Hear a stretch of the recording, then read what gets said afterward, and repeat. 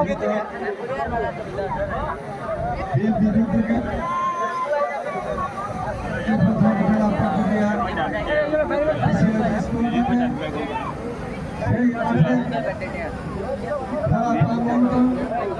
এবং আমাদের উৎসাহিত এবং আমাদেরকে প্রতিষ্ঠান হয়েছে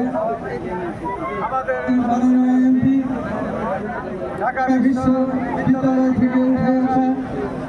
সেই সংগ্রামী ছাত্রদের সৈনিক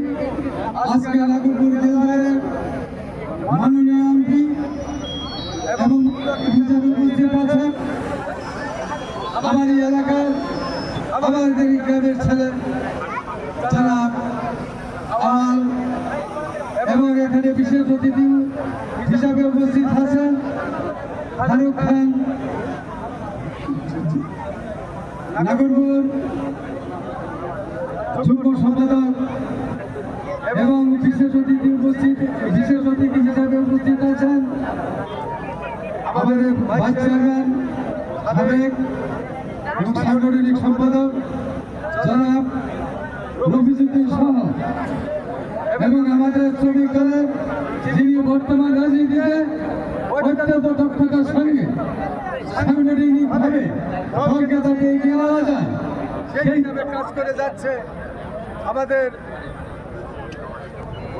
জনাব নাজমুল ইসলাম স্বাধীন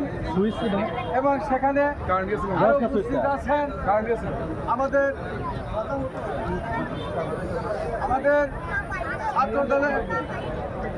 সভাপতি সেক্রেটারি সহ অনেক নেতৃবৃন্দ। আজকে আমরা অত্যন্ত ভাগ্যবান যে